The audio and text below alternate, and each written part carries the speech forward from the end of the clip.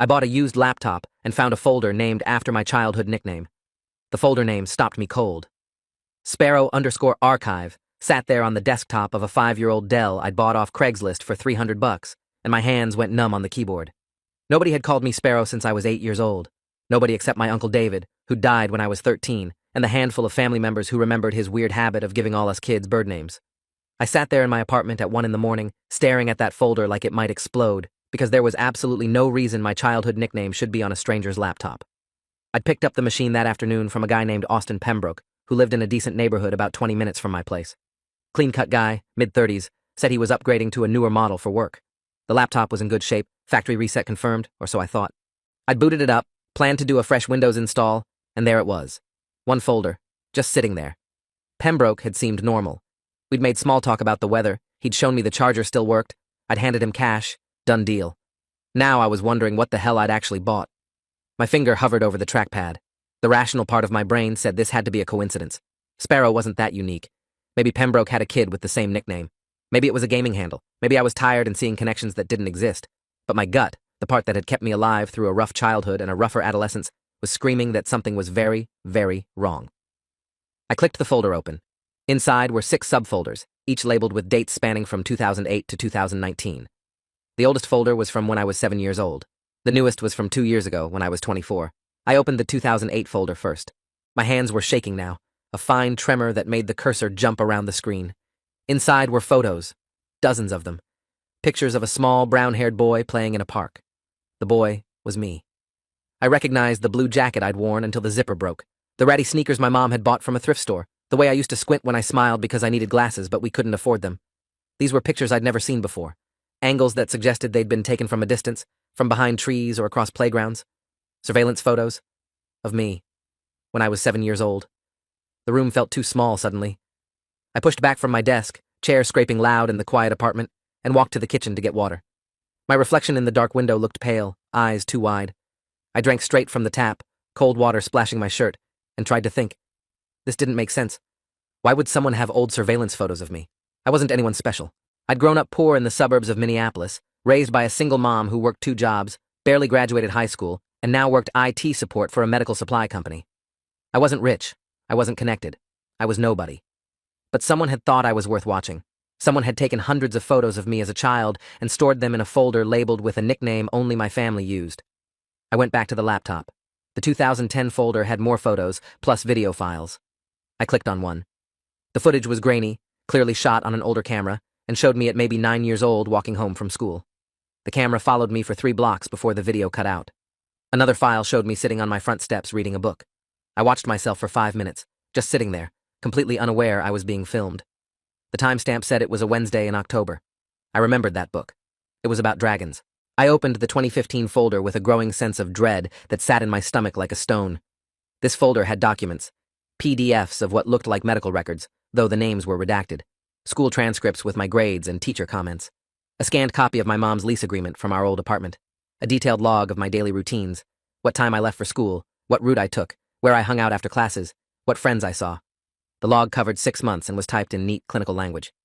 Subject departed residence at 7:42 a.m., proceeded north on Fulton Avenue, stopped at corner store, purchased energy drink and chips, arrived at school at 8:15 a.m. Subject.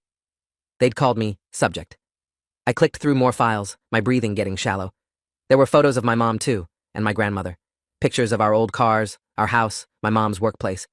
Someone had documented our entire lives like we were specimens in a lab. The most recent folder, from 2019, contained newer photos and something that made my blood run cold. A spreadsheet tracking my employment history, my current address, my vehicle registration, even my damn Netflix login. Someone had been watching me for 17 years. Someone was maybe still watching me. I slammed the laptop shut and stood up so fast I knocked over my water glass. It shattered on the floor, but I barely heard it. My mind was racing, trying to make sense of this, trying to figure out who and why and what I was supposed to do. Call the police? And tell them what? I bought a laptop with creepy files about myself? They'd think I was crazy. But this wasn't nothing. This was evidence of stalking spanning nearly 2 decades. This was someone who knew where I lived right now, today. This was someone who'd sold me their surveillance equipment like it was no big deal. I grabbed my phone and pulled up the texts from Pembroke. We'd arranged the sale through Facebook Marketplace, and I'd been stupid enough to meet him alone. I scrolled through our conversation, looking for any detail I might have missed. He'd been friendly, professional, not pushy. Said he was selling because of a work upgrade. Gave me his address without hesitation. I looked at his Facebook profile again. Minimal information. Profile picture was a landscape photo, only about 30 friends. The account had been created 8 months ago. Everything about it screamed fake. My phone buzzed. A text from an unknown number. You weren't supposed to find those files. We need to talk. I dropped the phone like it had burned me. They knew. Whoever this was, they knew I'd opened the folders. Was there tracking software on the laptop? Had it sent an alert when I accessed those files? I looked around my apartment wildly, suddenly convinced there were cameras, that I was being watched right now.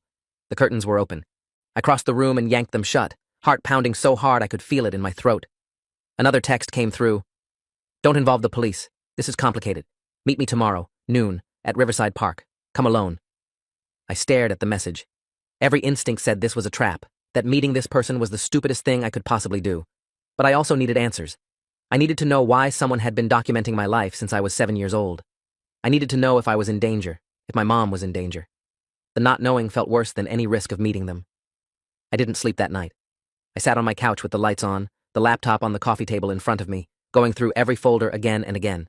I found more documents in the later years. Copies of emails I'd sent to friends, screenshots of my social media posts, bank statements showing my pathetic savings account balance. Whoever had compiled this knew everything about me. They knew I was allergic to penicillin. They knew I'd failed my driver's test twice. They knew about the girl I'd dated junior year and how badly it ended. They had my entire life in a folder labeled with a dead man's nickname for me. Around 6 in the morning, I made a decision. I wasn't going to that meeting alone, and I wasn't going unprepared. I called my best friend Liam, who'd been my roommate in college, and was now a paralegal at a downtown law firm. He answered on the 5th ring, voice thick with sleep. Dude, it's 6 a.m. on a Sunday. Someone better be dead. I almost laughed. Not yet, but I need your help with something insane. Can you come over? And bring your camera, the good one you use for depositions. There was a pause. You're freaking me out. What's going on? I looked at the laptop. I'll explain when you get here. Just trust me. And Liam, don't tell anyone you're coming here. He arrived 40 minutes later with a backpack full of equipment and the expression of deep concern. I showed him everything. We went through the folders together, and I watched his face go from skeptical to horrified to professionally focused. Liam had always been the steady one, the guy who stayed calm in a crisis, and I needed that now. He photographed every screen, every document, every image with his high-resolution camera, creating a backup of the backup. We're documenting chain of custody, he explained as he worked. If this goes to court, we need to prove these files existed on this device, purchased from this specific person, on this specific date. You think this will go to court? I asked. Liam looked at me seriously. This is evidence of long-term stalking, possible identity theft, definite privacy violations. Yeah, this is going to court. But first we need to figure out who Austin Pembroke really is and why he has 17 years of surveillance data on you. He pulled out his phone. I'm calling my boss. She's a former prosecutor, handles civil rights cases now. She'll know what to do. I grabbed his wrist. The text said not to involve anyone. Liam shook me off. The text came from a stalker who's been documenting your life since you were a child. We're way past following their instructions. His boss, attorney Rebecca Ortega, met us at her office downtown at 9 that morning. She was a sharp-eyed woman in her 50s who listened to our story without interrupting, made notes in a leather portfolio, and asked pointed questions that cut through my panic to the facts. She examined the photos Liam had taken, read through the documentation, and finally leaned back in her chair. This is one of the most comprehensive stalking cases I've seen, she said bluntly. Whoever compiled this invested significant time and resources. The question is why? Do you have any idea what makes you a target? I shook my head. I'm nobody. I'm not rich. I'm not connected. I don't have access to anything valuable. Rebecca tapped her pen against her desk. Everyone is someone to somebody. Family connections? Business relationships? Inherited property? Anything unusual in your background? I thought about my childhood. My Uncle David died when I was 13. He left me some money for college in a trust. But it was only about $15,000. I used most of it already. Rebecca's eyes sharpened. How did he die? The question surprised me. Car accident. Why? She wrote something down. Maybe nothing. But the surveillance starts around the time you would have been named in that trust. Could be relevant. She made calls. Within 2 hours, we had 3 people in her conference room. Rebecca, Detective James Kowalski from the Minneapolis PD's Cybercrimes Unit, a private investigator named Diana Frost who specialized in digital forensics, and us. Detective Kowalski was a patient man with 23 years on the force who treated my story with more seriousness than I'd expected. Stalking cases are hard to prove, he admitted. But you've got documentation. That's good. That's real evidence. Now we need to figure out who's behind it and why they let you find it. Diana, the forensic investigator, took possession of the laptop using proper evidence handling procedures, photographing it, documenting the serial number, creating a full disk image before touching anything. She was meticulous, explaining each step. This laptop might have metadata that tells us who created these files, when, and on what device originally. There might be internet history, email accounts, cloud storage connections. We'll find digital fingerprints. She looked at me. But I need you to understand this will take time. Days, maybe weeks. And whatever we find, it might not be pleasant. Are you prepared for that? I thought about 17 years of surveillance. About someone knowing my daily routines, my passwords, my fears. I need to know, I said. Whatever it is, I need to know. Detective Kowalski nodded approvingly. Good. Now about this meeting request. You're not going alone, and you're not going unarmed with information. We'll wire you, have plainclothes officers in the area, and I'll be close enough to intervene if things go sideways. But here's the key. We need them to talk. We need them to admit what they've done, explain why they've done it. Can you do that? Can you stay calm and keep them talking? The idea terrified me, but I agreed. What choice did I have? We spent the next 2 hours planning. Rebecca coached me on questions to ask, on how to keep someone talking without seeming interrogative. Liam insisted on being one of the undercover observers. Detective Kowalski explained the wire setup, showed me the tiny microphone that would clip to my shirt, promised me they wouldn't let anything happen. But I could see it in his eyes. They couldn't actually guarantee my safety. If whoever was behind this wanted to hurt me, there would be a window of time before anyone could stop them. Riverside Park at noon was unusually crowded for late September. Families with kids, joggers, people walking dogs. I sat on the designated bench near the fountain, the wire pressing against my chest like a second heartbeat, and waited.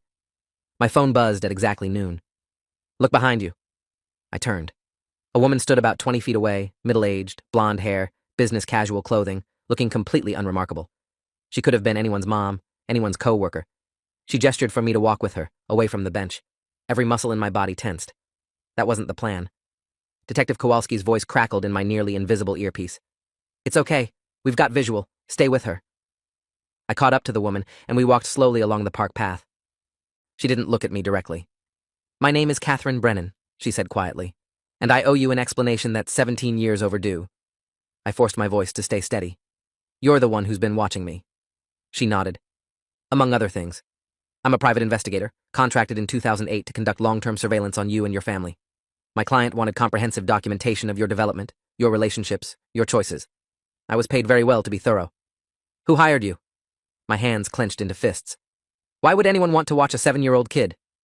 Catherine sighed. Your Uncle David. He hired me 6 months before he died. The world tilted. I stopped walking. That's impossible. Uncle David loved me. He wouldn't. Catherine turned to face me finally. He didn't hire me to hurt you. He hired me to protect you. Or rather, to document that you were being properly cared for after he was gone. He suspected his death wasn't going to be an accident. The words didn't make sense. My uncle died in a car crash. Single vehicle accident, lost control on a wet road, no other cars involved. The police report said mechanical failure, bad brakes. I'd read it years later when I was old enough to request the file. What are you talking about? Catherine reached into her bag slowly, keeping her movements visible, and pulled out a folder. Not a digital file. An actual physical folder, worn with age. This is everything David gave me before he died. Letters, documentation, his suspicions. He believed someone in your family was going to kill him for his estate, and he wanted to make sure you were protected after he was gone. I took the folder with shaking hands. Inside were letters in my uncle's handwriting, addressed to me. To be opened when you're old enough to understand, the top one said. I looked at Catherine. If you were protecting me, why the surveillance? Why the invasion of privacy? She met my eyes. Because David's instructions were specific. Document everything. If you were being abused, neglected, or if anything happened to you, I was to turn all evidence over to the authorities. If you grew up safe and healthy, I was to maintain the documentation until you turned 25, then deliver everything to you along with his letters and a final inheritance he'd hidden. 25, I repeated. I turned 25 3 months ago. Catherine nodded. I was preparing to contact you properly, through official channels, with everything packaged appropriately. And then I made a mistake. I was upgrading my equipment, selling off old hardware, and I forgot to wipe one drive completely. The laptop you bought had a backup partition I didn't catch. I realized my error when my software alerted me that someone had accessed those files. I panicked. I needed to know if you'd found them, needed to explain before you went to the police thinking you had a stalker with malicious intent. Detective Kowalski's voice in my ear. Keep her talking. Ask about the uncle's death. I forced myself to focus. You said Uncle David suspected he'd be killed. Do you have proof? Catherine's expression darkened. David was a forensic accountant. He'd discovered financial irregularities in a family trust, money that was supposed to be distributed to multiple heirs, but was being siphoned off by the executor. He confronted them about it and died 2 weeks later. The brake line failure was clean, professional. I've always suspected it wasn't an accident, but I could never prove it. That's why I kept watching. To make sure whoever killed David didn't come after you, too. The family trust. I'd heard about it vaguely growing up, some complicated inheritance from my grandmother's side that was supposed to benefit all her grandchildren. But it had been tied up in legal issues for years, managed by a family member I barely knew. Who was the executor? I asked. Catherine hesitated. Your mother's brother. Your Uncle Richard. The name hit me like a physical blow. Uncle Richard, who'd always been friendly at family gatherings, who'd helped my mom with rent a few times when things were tight, who'd sent me a card for my high school graduation. No, I said automatically. He wouldn't. He's family. David thought so too, initially, Catherine said.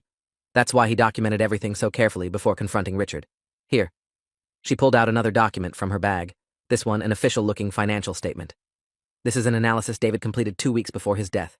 It shows systematic withdrawal patterns from the trust over 5 years, totaling close to $800,000. Money that should have been distributed to you, your cousins, and several other beneficiaries.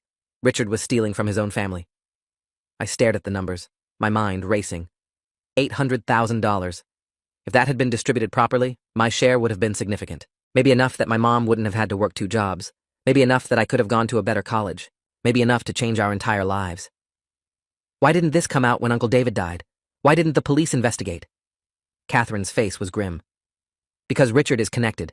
He's a city councilman now, has been for 6 years. He has relationships with the police department, with prosecutors, with judges. When David died, the investigation was cursory. Mechanical failure, case closed. No one wanted to dig deeper. Detective Kowalski's voice. We need her to implicate Richard directly. Ask if she has evidence he killed David. I swallowed hard. Do you have proof that Richard sabotaged Uncle David's car? Catherine shook her head. No direct proof, but I have circumstantial evidence. Security footage from a garage showing Richard's car parked near David's the night before the accident. Phone records showing multiple calls between Richard and a mechanic who was later convicted of insurance fraud. Enough to raise questions, but not enough for charges. Not 17 years ago, anyway. What about now? I asked. With everything you've documented, with David's financial analysis, could we build a case? Catherine looked at me carefully. That depends. Are you willing to go up against a city councilman with political connections and money? Are you willing to have every aspect of your life examined in court? Because Richard won't go quietly.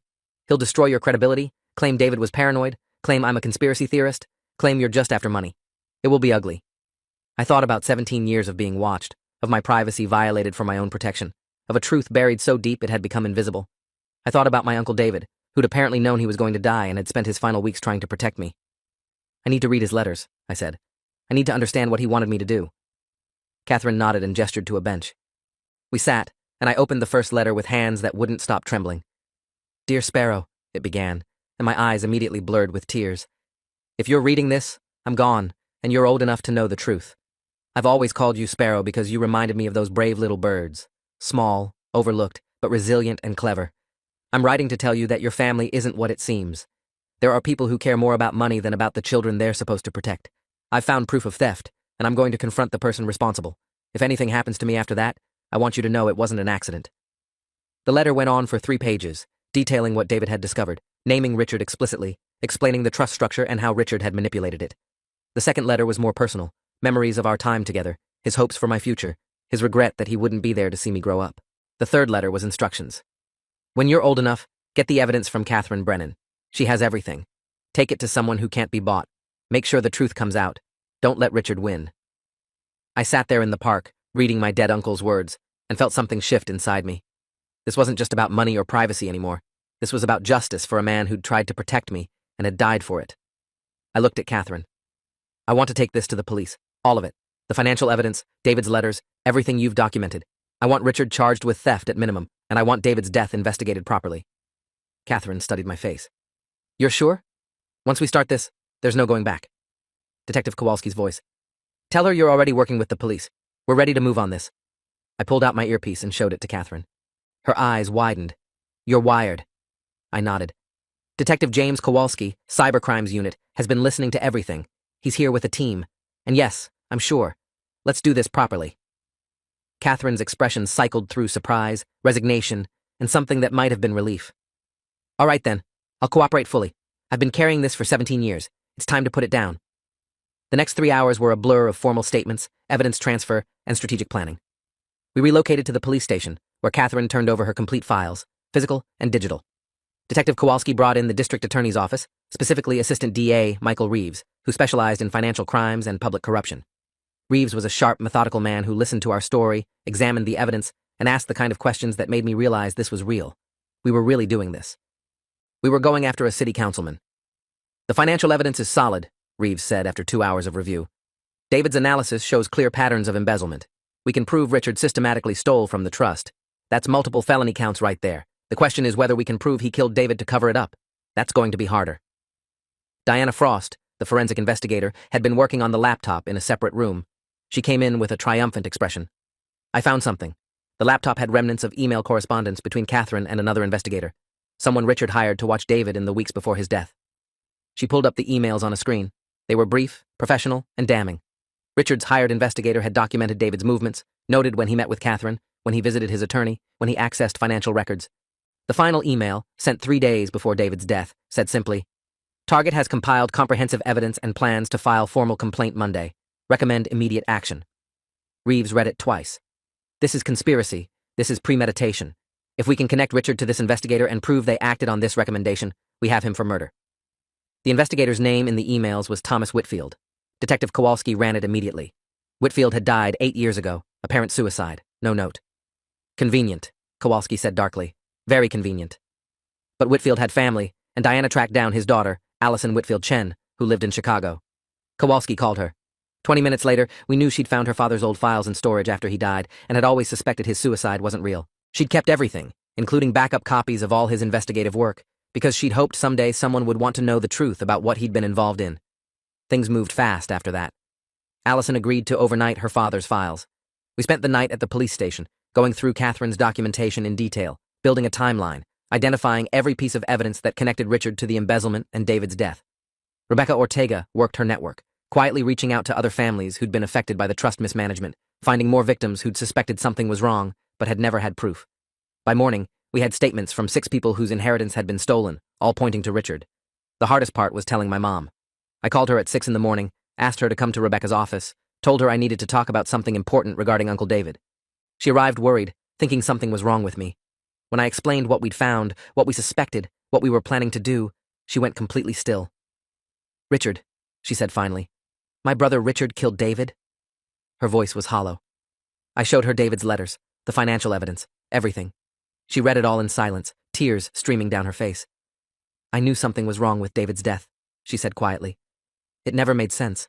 He was so careful with his car, so safety conscious. But Richard was there for us after. He helped with funeral costs. He checked on us. He seemed devastated." She looked at me with red eyes. "He was helping us with money he'd stolen from us. He killed his own brother-in-law and then played the supportive family member." The rage in her voice was ice cold. "I want him prosecuted. I want everyone to know what he did." On Monday morning, Detective Kowalski and Assistant DA Reeves brought Richard in for questioning. They didn't arrest him. Not yet. They wanted him to talk, to dig himself deeper. I watched from an observation room as they presented him with the evidence. His reaction was telling. First confusion, then dismissal, then anger. "This is ridiculous. David died in an accident 17 years ago. You're basing this on what, conspiracy theories from a paranoid private investigator?" But when they showed him Whitfield's emails, his face went pale. "I don't know what those are. I never hired anyone to watch David." "Then explain how your personal credit card was used to pay Thomas Whitfield's retainer," Reeves said, sliding a bank statement across the table. "Explain the 6 phone calls between your cell and Whitfield's cell in the week before David died. Explain why Whitfield documented David's every move and recommended immediate action 3 days before David's brake line mysteriously failed." Richard's lawyer, a slick corporate attorney named Gregory Walsh, put his hand on Richard's arm. "My client won't be answering any more questions without reviewing this evidence in detail." But Richard couldn't stop himself. David was going to ruin me over a misunderstanding. He didn't understand how the trust worked, how expenses were allocated. I was the executor. I had discretion. Walsh cut him off. "Richard, stop talking." But it was too late. He'd admitted knowing about David's investigation, admitted there was conflict between them, admitted he'd viewed David as a threat. The detectives let him leave, and I watched him walk out of the station, knowing it was probably the last time he'd walk free for a long while. The next 2 weeks were chaos. Allison Whitfield's father's files arrived, and they were comprehensive. Thomas Whitfield had kept detailed records of everything Richard had asked him to do, including notes about the brake line sabotage. Whitfield had been a mechanic before becoming an investigator. He knew how to make an accident look natural. His notes suggested he'd been consumed with guilt afterward, that Richard had threatened him to keep him quiet, that the suicide might have actually been Whitfield trying to confess by leaving evidence behind. With Whitfield's files, the DA's office had enough for charges. They arrested Richard at his city council office on a Wednesday afternoon. The media coverage was immediate and brutal. City councilman charged in 17-year-old murder made every news outlet. The embezzlement charges came the same day: 8 counts of theft, multiple counts of fraud, abuse of fiduciary duty. Rebecca Ortega filed a civil lawsuit on behalf of all the trust beneficiaries.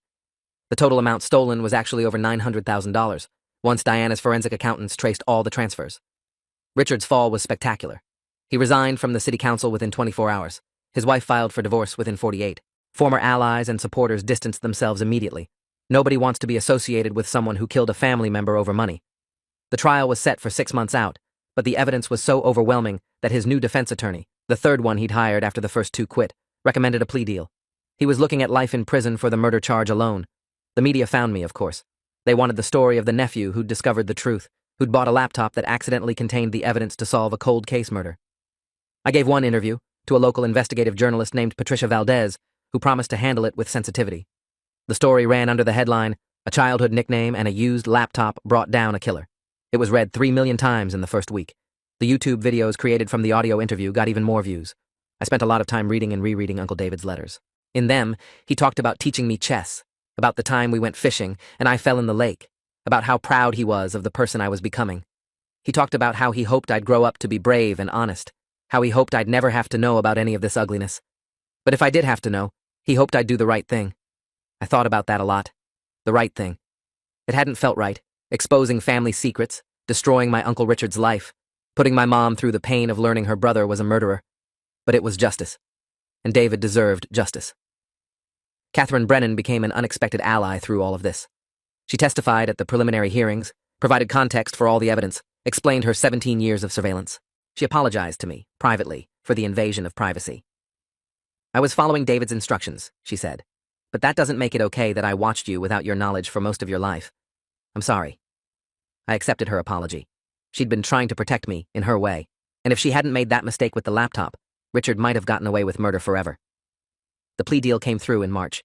Richard pleaded guilty to second-degree murder, embezzlement, and fraud. The prosecution agreed to recommend concurrent sentences, which meant he'd serve 35 years minimum before being eligible for parole. He'd be 83 years old. The judge accepted the plea and, in an unusual move, made a statement about how the pursuit of money had corrupted someone who should have been protecting his family. Richard showed no emotion during sentencing. He looked at me once, across the courtroom, and I couldn't read his expression. Regret? Anger? Nothing at all? The civil lawsuit settled out of court. Richard's assets were liquidated, and the trust beneficiaries finally received what they were owed, plus interest and penalties. My share came to just over $200,000. It felt wrong to profit from this, from David's death, from 17 years of surveillance and lies. But my mom reminded me that David had wanted this for me. He'd wanted me to have the opportunities the money would provide. So I used some of it to pay off my mom's debts, some to go back to school for a computer science degree, and some I donated to organizations that helped families affected by financial crime.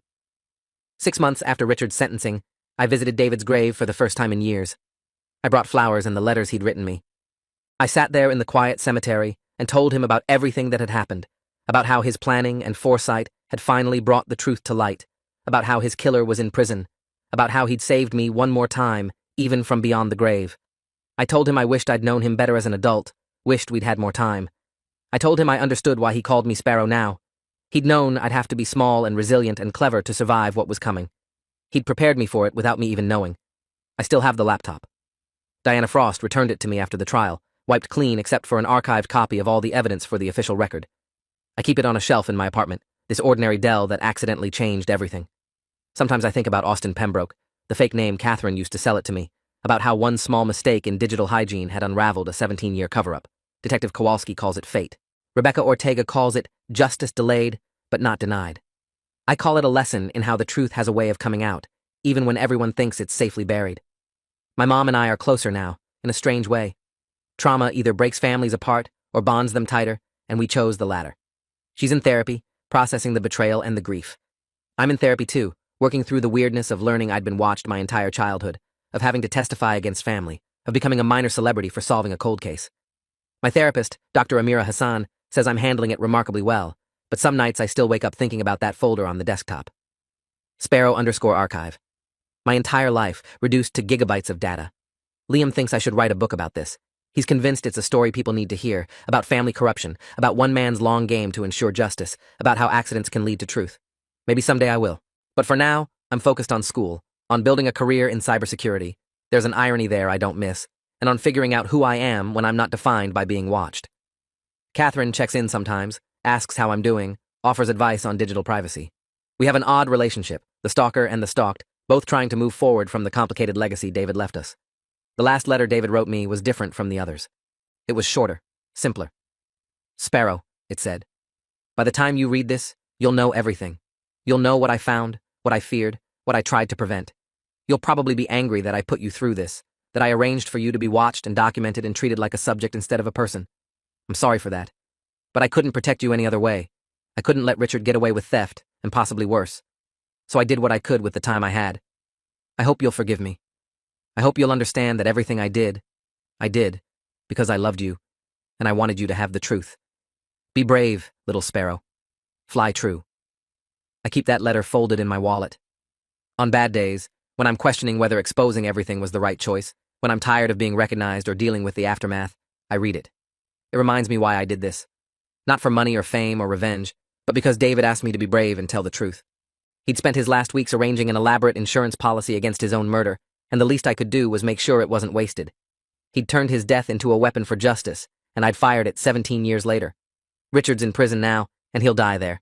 The trust has been restructured under independent management. The families who were robbed have some restitution. David's name has been cleared of the paranoid reputation Richard had carefully cultivated after his death. My life has irrevocably changed, in ways I'm still processing. But when I think about that moment in my apartment at 1 a.m, staring at a folder labeled with a nickname only my family knew, I realized that was the moment everything changed. That was the moment the truth started coming out.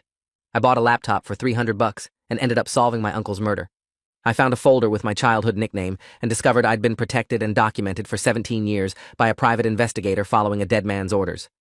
I confronted a family member who'd gotten away with killing and stealing for nearly 2 decades. And I learned that sometimes the truth is buried so deep and so carefully that it takes an accident, a mistake, a quirk of fate to bring it into the light.